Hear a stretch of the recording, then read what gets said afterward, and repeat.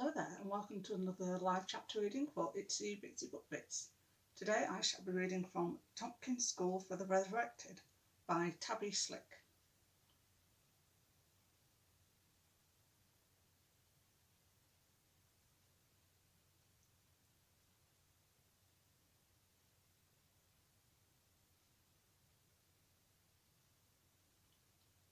Prologue.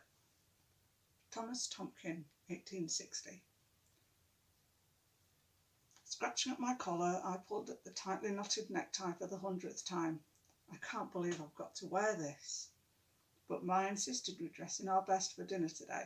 It was a special occasion for Father. He'd invited a few of the neighbours over to celebrate his deal to expand the Tompkins plantation going through. "You look wonderful," Ma exclaimed as I joined her downstairs. "Now hurry, our guest should be here any minute." "Where's Father?" Her eyes went dull, her lip quivering slightly, and I knew something wasn't right. She quickly shook the expression from her face. "Oh, we had to take care of a few things first. We'll wait in the sitting room." "What happened?" Ma's smile didn't quite reach her eyes. "Oh, it's nothing at all. That Phyllis just broke my best china, that's all." I grimaced at the mention of Phyllis. Out of all the slaves on our plantation, she was the only one that bothered Ma something bad. I suspected it had everything to do with Phyllis's son, a shuffle-along who worked out in the fields. He was 2 years younger than I was and had my father's eyes. "She won't be a bother any more," Ma said, more to reassure herself. "The Charles and the Williams have arrived, miss," our footman announced. We ambled out to the grand foyer to greet the two families. "Mr. Charles, it's so wonderful to see you again, and Mrs. Charles." Ma welcomed the guests with all the social decorum of the Southern belle. "The pleasure is all ours." Mr. Charles tipped his hat before handing it to the footman. "And where is the guest of honour himself?" Ma waved him off. "Oh, he should be here shortly." "I'm just here." Father's booming voice came from the top of the staircase, rushing down the stairs. "Francis, you're looking well." Mr. Williams clapped Father's hand with gusto. "Could never be better." He flashed a brilliant smile, shaking everyone's hand. "My apologies for my late arrival. Business was almost comes first, you understand, Mr. Charles, I'm sure." "Of course," Mr. Charles replied. "Shall we?" Father ushered the gentlemen towards the dining room. I followed closely behind, not wanting to be stuck with the gossiping women. Once we'd all taken our seats, the maids brought in platters of freshly baked cornbread and pork. I inhaled the intoxicating foods, causing my stomach to rumble. But before I could take a bite, the candles flickered and went out, plunging the room into darkness. The evening sun had vanished from the open window, the full moon now casting shadows about the room. "I'm so very sorry. This never happens," Father said, clearing his throat. "Hanny, relight those candles right away." There was no response. "Where is everyone?" He pushed himself up from the table. As he moved, the hinges of the dining room door groaned behind him. Father froze when he caught my expression. "What is it, son?" The blood flooded from my face, my mouth gaping, unable to reply. A large shadow covered the wall behind him, its growls shaking the walls around us. My father's eyes widened, a dark clawed hand wrapped round his neck. He gasped, wheezing for air, and struggled against the sharp nails that dug in until they punctured the skin, sending rivulets of blood oozing over the scene. Father's body fell limp, as if broken from a trance. Everyone leapt from the table in panic. Screams assaulted my eardrums as Mr. Williams flung his napkin, running for the doors to the kitchens, with Mrs. Williams just behind him. Ma ran after Mr. Charles, who was attempting to pry the window open, while Mrs. Charles ran for the door behind the best. But the beast's giant black wings blocked her path. The demon picked up the heap that was my father, throwing him across the table, his dead weight sliding across its length, sending plates shattering and glasses clinking. His corpse came to rest in front of my seat, and I blinked rapidly. I had to get out of there. "Thomas, this way," Ma cried when the window finally cracked open. I shook my head, covering my lips with my forefinger, but it was too late. The half-man, half-demon's vibrant grey eyes locked onto Ma's, letting out a throaty growl that shook the ground. I leapt to my feet, racing round the table to beat the demon just as he launched himself towards her. The chandelier shattered into a million pieces, and I ducked, cowering underneath the table. Squeezing my eyes shut against masked screams, I trembled at the thud of bodies hitting the floor. The floorboard creaked under the beast's tread around the room. My heart thumped in my ears and I covered my mouth, hoping it wouldn't hear my uneven breath. Peeling an eye open, a limb tumbled to the floor and I shut them safely once more. I wasn't sure how long had passed, but there hadn't been any movement in quite some time. Taking deep, calming breaths, I summoned as much courage as I could muster, pushing myself onto my knees. My kneecap throbbed under the pressure and I gasped. Avoiding the broken dishware strewn across the floor and the torn-off limb, I scrambled quietly from underneath the table. My stomach lurched at the sight. The corpses of my family and my neighbours were piled on top of the table, blood marinating the cracked plates. Looking around, there was no sign of the beast. The doors out to the foyer were flung open, and out of the corner of my eye I caught a movement. I took care to keep quiet as I tiptoed towards it. There, stuck in the hinge of the gaping front door, a black feather fluttered in the cool night's breeze. Grasping the soft strands of the feather in between my fingers, I yanked it free. My posture stiffened. This belonged to the monster who had just taken everything from me. Pressing my lips together, I bounded for the front door. On the porch, I peered out across the lawn. The shadow raced down the driveway before pausing by the white picket fence. The demon's wings spread wide, preparing to fly off into the night, but before he took flight, the monster turned back, staring me straight in the eye. The moonlight illuminated the monster's face clearly before disappearing. I stumbled back, catching myself on one of the porch columns. I knew him. The demon who'd just murdered my family was none other than Phyllis's son, Abram. I stumbled. Hunting him was the only thing I had left. It would be his legacy to rid the world of all wicked spirits that buck like that book. They were an abomination to mankind, and it was then that Thomas knew it was his duty to eliminate them. Chapter 1. Dead and Gone. Edwin Bartholomew, 1911. Edwin's heart hammered in his chest, the muzzle of the gun resting against his head. He didn't shed a tear. Instead, he masked the fear threatening to surface and glowered at the night walker before him. Aim for the heart, the leader of the night walkers ordered. A lad no older than Lawrence held the rifle that promised death. Taking his eyes from Edwin, he glanced over to the broad, towering leader for confirmation. Perhaps Edwin could reason with him. Opening his mouth to protest, he immediately shut it when the shooter's eyes hardened. Sweat dripped from the boy's brow, splashing onto his quivering lip. Edwin could tell it was his first kill, but had no idea what he would do if he was in this boy's shoes. Would he be able to do it if things were reversed? He shook his head. It didn't matter. If he was going to get out of there, this was his last chance. The gunman licked his lips, his finger trembling against the trigger. Lawrence wasn't brave enough to come back and save him, so he would have to do it himself. Edwin reached for the barrel of the gun. Bam! The momentum of the shot propelled Edwin to the ground. He coughed when his back hit the knobbly twigs and roots. Blinking, he gasped for air that would never come. Something dank and cold heaved against his protesting lungs. Black splotches closed in around him, his breath catching, his eyes glazing over. Time turned into eternity, his heart thumping its last. But then it beat again. How was this possible? Hadn't he died? The flutter was unmistakable, but different somehow. Was he a ghost? He must have been. His eyes flew open, gasping at the body lying in front of him. Dropping the gun he had no idea how or why he was holding. Edwin jumped at the sound of it falling with a thud. No, he gasped, an unfamiliar squawk escaping him, falling to his knees. Wake up, he pleaded to the dead body, recognising the leather-brown suspenders pulling it at the blood-spattered button-down. They were his favourite pair. His dad had given them to him. Edwin shook his head. He couldn't be dead. This couldn't be. He reached for his corpse, pulling back quickly when he was able to touch it, but with an unfamiliar freckled hand.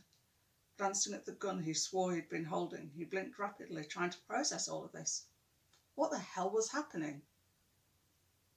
What do you think you're doing? The leader growled, his meaty hand gripping Edwin's shoulder. Pick up this trash and let's get packed up. Edwin sobbed, unable to look away from the stone-cold eyes of the body lying on the ground. His body. How was he looking at his own dead body? Did you hear me, boy? The beady eyes of the hefty leader narrowed down at him. Yes, Edwin stammered, frowning at the sound of his own voice. It wasn't his at all. The leader lifted a bushy brow and Edwin quickly corrected his mistake. Yes, sir. Sarge, look, one of the night walkers shouted. The man peered into the darkness and a woman's form glistened behind a floating fireball, hovering just above the palm of her hand. Edwin recognised her. It was the twins from the future. They were back to save him. He smiled widely, excited to see them beat up all of those night walkers. Hello? His nasal voice called as he tried to get her attention. Shoot her, Sarge hollered at the same time, reaching for the gun. Before Sarge could shoot, the girl flung the fireball towards the men. Fireball forward and the men scattered. Edwin ducked in time. It swooshing past and engulfing the dry leaves strewn across the forest floor. He was about to make an attempt to run after the twins when someone grabbed him. Help me get this carcass. Sarge pushed Edwin towards his dead body. What if his body burned?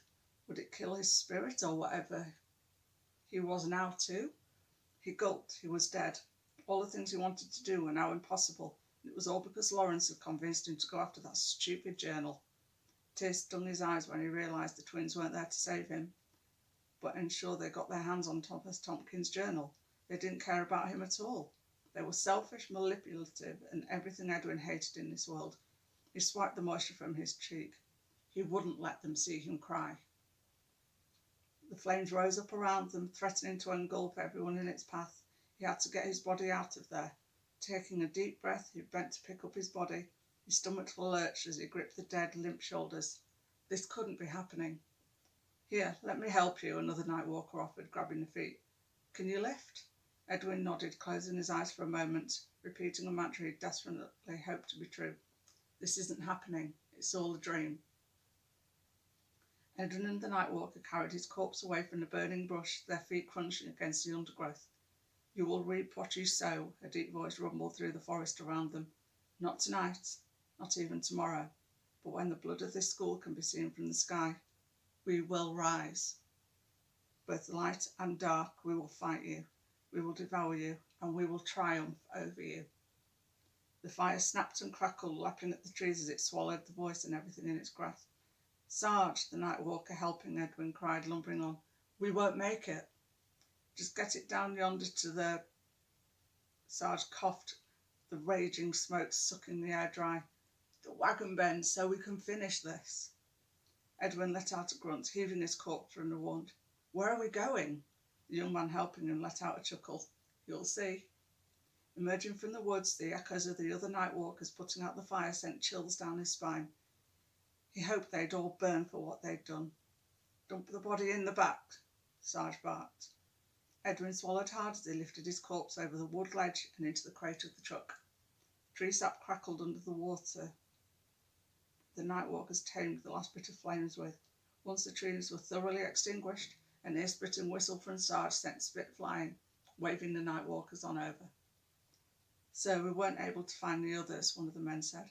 We'll get them next time, son. Sarge slapped him on the back, chuckling in victory. One down, one to go. But who were the other two? Another night walker chimed in. The one who spoke to us and vanished before we could get to them. Sarge waved the man off. A problem for another time. Let's be proud of this victory. We faced these demons and won. Edwin gulped, taking a step back. How could this man call any of this a victory? It was a disaster. The sorrow he'd been keeping at bay rose, threatening to burst forth in a flood of tears. The heartbeat as Edwin's brother was gone, and with it the spark of power he'd once had. In their place an emptiness throbbed within his chest. Let's get her packed up, Sarge ordered, and the night walkers dropped their rifles and pitchforks into the bed of the truck next to his dead body. Edwin couldn't move, his breathing uneven, his legs were frozen in place. The realisation set in. He was dead, and with it his powers. The powers he wished he still had so he could teach these men a lesson. The night walkers in the school were the spawn of something hideous, and at that moment he made a promise to himself. As long as he breathed in this body or the next, he would do everything he could to tear them down, brick by brick. Can you hear me? A low, soothing voice whispered in Edwin's mind, sending chills through him. It was the same voice who'd spoken through the fire. Yes, Edwin whispered. What was that, Willie? One of the men next to him asked, swinging an empty bucket over the wooden edge of the wagon. It still dripped from the spring water that extinguished the fire. Nothing, he replied hastily. Willie. Edwin pondered the name. The face of the one who shot him flashed before him. What a pathetic name. But how was he in this body? What happened to Willie? Was Edwin possessing him? Or was Willie gone? If he was possessing someone, would they make themselves known inside his mind? So far, the only voice was his own, and the voice from the fire, unless that was just a hallucination. You're asking the wrong questions, the voice came to Edwin again. You should be asking yourself where your brother went. Edwin glanced over his shoulder, peering into the woods, hoping to see Lawrence coming to save him. He's not coming back, Edwin. Bile rose in his throat. They'd always had each other's backs. Why would Lawrence go and desert him now? You were bound to your brother by birth, but sometimes the bonds of magic are stronger, the voice replied. You mean my brother abandoned me for the twins? Edwin asked under his breath, too angry to notice as a couple of night walkers pulled a black cloth over his head. Hey, he pushed against the arms, grabbing him. Sorry, son, Sarge's gruff voice replied, carrying him away. We can't let you see where you're going. Not until you've completed your pledge. Pledge? What were they talking about? Edwin twisted against the rough hands that dropped him over the ledge into the wagon bed, like he was luggage. Something soft and uneven broke his fall, the musty iron scent making his stomach flop. He'd landed on his old body. Someone pulled Edwin upright, binding his hands to prevent him from ripping off the sack. Let me go. Calm down there, sweetheart, one of the night walkers snickered. A horse neighed against the slap of a whip, jerking the crate forward. Everything jostled around him, the men cracking jokes at Edwin's vulnerable state the entire ride. Breathe, the soothing voice advised. Listen to me and I will help you. It will soon be over. As if on cue, the rattling cart came to a halt. Edwin gasped, relief washing over him. How had the voice known? Was it possible this voice could help him? If he'd known the cart would stop, what else did it know? He was quickly pulled from the wagon, his feet skidding along the gravel surface. The bag was pulled from his head and he blinked. Oil lamps illuminated a large stone-covered terrain at the base of a wide quarry. Edwin wasn't sure how they'd got the horses down into this mining field, but he knew better than to ask. Jagged, loose rocks surrounded him, and by the height of the darkened treetops glistening in the starlight, he could tell it was a long way back to the main path. Welcome to Crusher, Sarge said, puffing his chest out in pride. What is... Edwin hesitated, unsure if he wanted to know. Crusher. It's the school's quarry, the night walker who'd helped Edwin carry his body from the burning forest helped. The name's Frank, the young lad tipped the bill of his ruddy brown cap. I know who you are, Frank motioned for him to follow. You're Willie. Edwin blinked, forgetting he was in a new body, but glad Frank already knew who Willie was, as he was about to introduce himself by his old name. You're in my sister's class, Frank offered without being asked. Where are we going? Edwin asked, his eyes darting between the night walkers, flanking them with shovels in their hands, following Sarge into the darkness. You're going to complete the last phase of your pledge, a dimpled grin appearing on Frank's pink face. What do I have to do? Sarge came to a halt, throwing the shovel into the white dirt. Come here, boy. He motioned for Edwin to step by his side. Night walkers circling him. Frank nudged Edwin forward. Gentlemen, Sarge bellowed, clapping Edwin on the shoulder when he stumbled into the man's side. Tonight we welcome our newest member into our clan. Hurrah, the night walkers hollered in unison, lifting their right fist in the air. Edwin blinked back a surge of fear and anger as two men dragged his old body towards them. Willie here proved himself one of us. Sarge nodded for the men carrying Edwin's body to come forward. When he shot this demon down, and before he goes before our noble leader, he shall complete his final step. Sarge let go of Edwin and picked up the shovel, drawing a line in the gravel. Young Willie, do you pledge unwavering allegiance to your night walker brethren, to stand alongside us, hunting the beasts that roam this academy? Sorry, Edwin swallowed hard at the unusual sound that escaped him, his eyes darting between the expectant night walkers surrounding them. There was nowhere to run. Sarge frowned, bowing up to him. Did you hear me, boy? Frank made a face, cocking his head to the side. Edwin knew he was making a scene, but he couldn't do it. He didn't want this life. I and the armed night walkers, their shovels all ready to pummel him if he didn't agree. Did he have any choice? If they killed him, would he come back to life as someone else? Or would he die for good this time? Edward's heart sank, realising he had no other choice. With a simple nod, he accepted his heinous pledge and charged through the shovel. Dig. The men holding Edwin's old body threw it unceremoniously by his side. It landed with a thud on the uneven ground. He couldn't bring himself to look at it, the need to puke growing with each passing minute. Dig, now. Sarge nodded towards the line he'd drawn. Edwin sucked in one final breath before wrapping a shaky hand around the shovel, placing it at the centre of the line.